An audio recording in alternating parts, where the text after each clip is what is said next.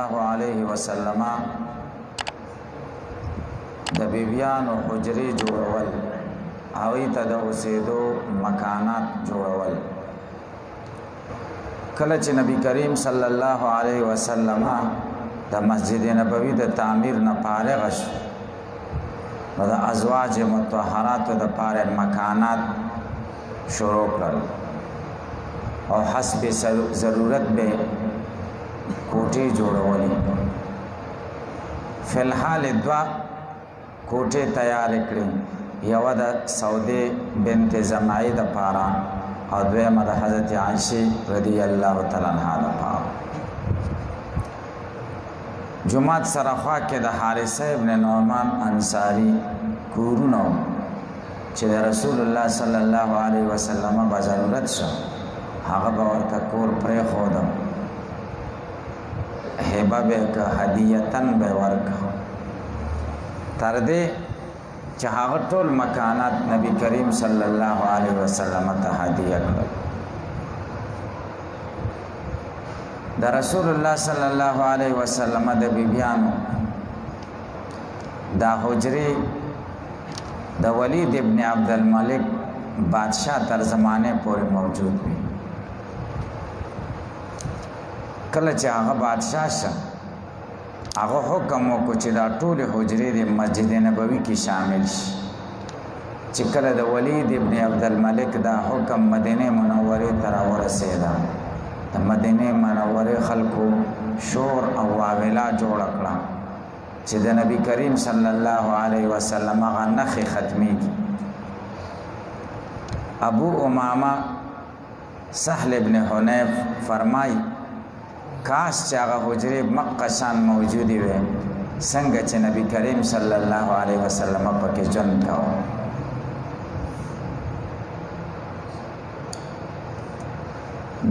د دې دپاره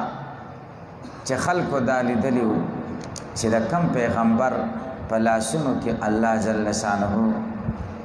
د دنیا د ټولو خزانو چابیانې ایښي دي، د هغه نبی او د هغه پیغمبر ژوند او زندگی څنګه وه. رسول الله صلی الله علیه وسلم حجرې او مکانات جوړول. په دې دوران کې زید ابن حارثه او ابو رافع مکه مکرمه ته ولېږل چې حضرت فاطمه رضی الله تعالی عنها، حضرت ام کلثوم رضی الله عنها او ام المؤمنین سوده بنت زمعه رضی الله تعالی عنها ځان سره راولي ځکه هغوی مکه مکرمه کې وو.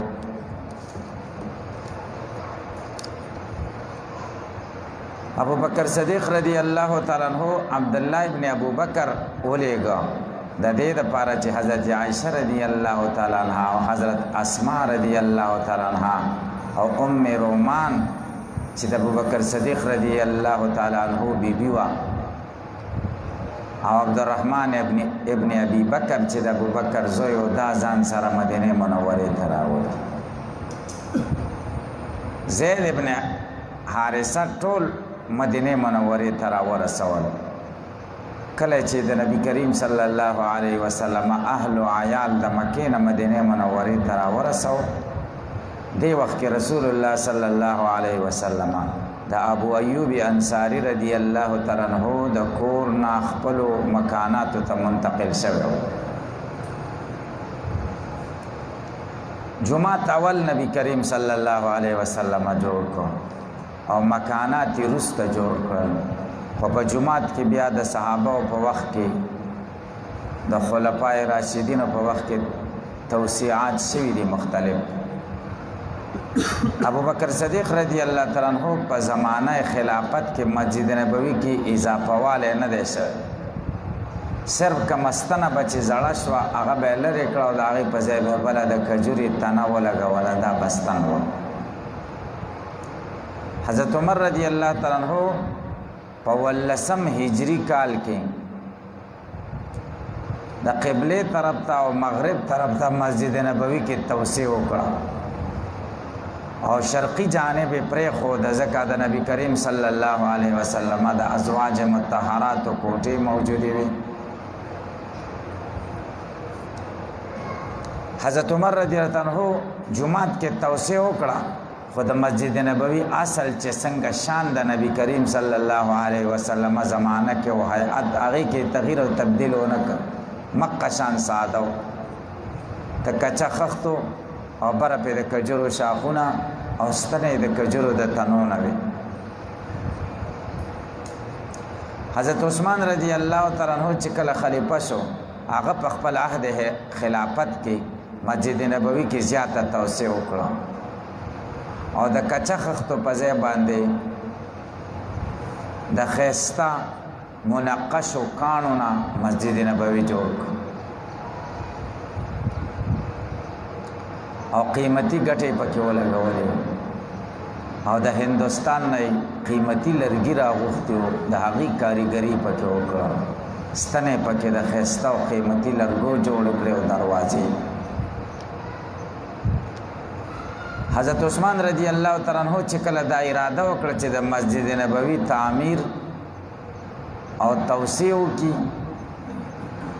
نو صحابه کرام باندې دا خبره خونه لګېدله دا هغوی زړونه ډېر خفه شو ځکه هغوی دا غوښتل چې د نبی کریم صلی الله علیه وسلم هغه طرز او طریقه د نبی کریم صلی الله علیه وسلم یادګار موجودی حضرت عثمان رضی الله تعالی عنہ د صحابه او توي یو خو چې دا چې په مسجد نبوي ز سمرا مال لګوم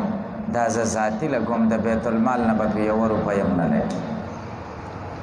دیم دا چې ما د نبی کریم صلی الله علیه وسلم نه اوریدلی دي چې هغه فرمایلی دي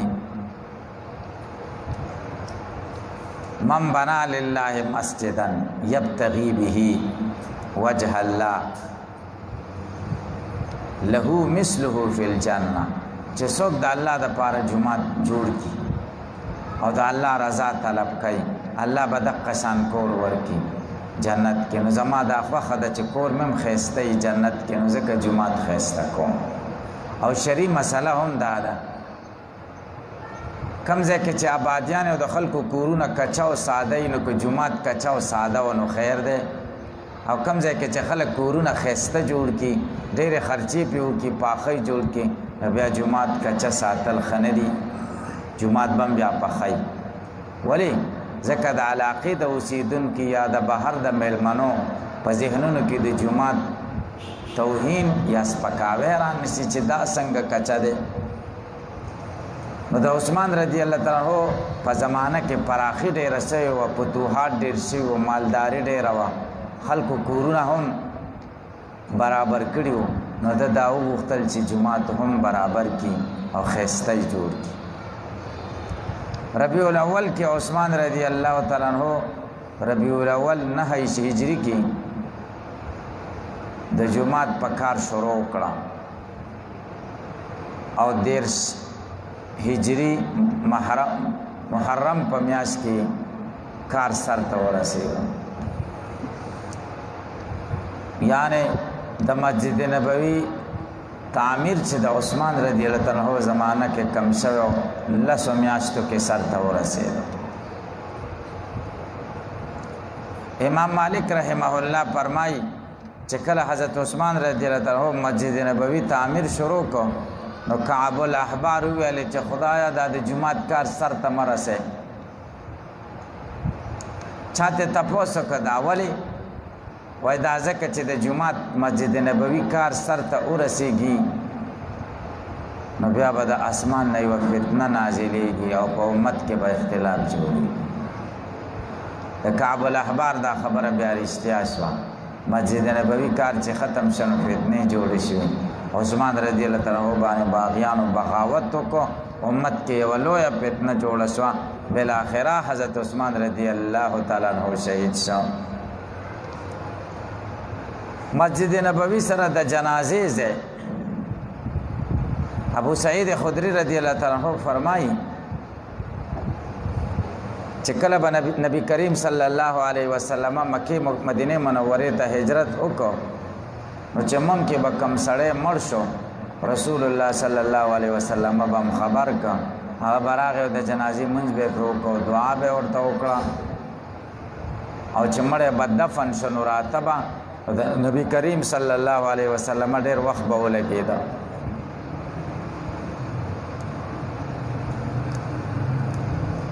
بیا موږ داسې مشوره وکړه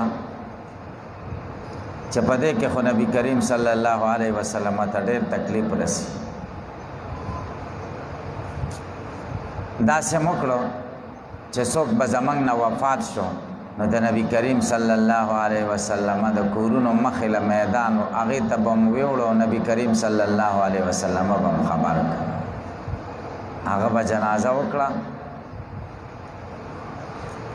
او واپس به کور ته لاړه. نو دا ځای په موضع الجنایز مشهور شو. بخاری شریف کې د عبدالله ابن عمر رضی الله عنه حدیث دی. دا هغې نه هم دا معلومیږي چې د جنازې منځ به نبی کریم صلی الله علیه وسلم د مسجد نبوي سره خوا کې یو میدان کې کولو او دا مستمر معمولو. کله د ضرورت په وخت کې دا سیم شوي دي چې مسجد نبوي کې دننه جنازه کړې ده.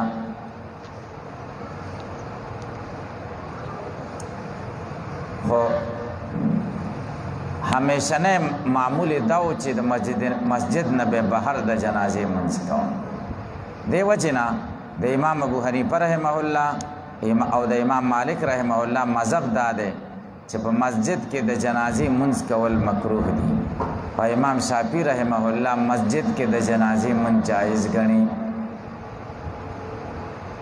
مونږه مکروه ځکه ګڼو چې د نبی کریم صلی الله علیه وسلم بغیر د ضرورت نه معمول دا نه و چې جمعات کې جنازه کړې ده، بلکې د جمعات سره په خوا کې ځای و په هغې کې به د جنازې منځ کوه. د رسول الله صلی الله علیه وسلم د هجرت نه وروسته چې کله د دین د اشاعت د توحید مرکز جوړ شو د مسلمانانو د اجتماعیت، اوس د مسلمانانو اجتماعیت ضروری دی. نبی کریم صلی الله علیه وسلم د مسلمانانو د اجتماعیت دپاره یوه منصوبه جوړه کړه. هغه منصوبه دا وه چې د انصار او مهاجرینو په منځ کې د مواخات سلسله قایمه کړه. مواخات ورورولۍ ته وایي، ورونه ورونه یې کړل، اجتماعیت یې پکې جوړ کړ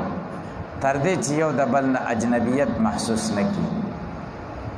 د انصار او د مهاجرو په منځ کې مواخات، د مواخات متعلق چې کومې خبرې دي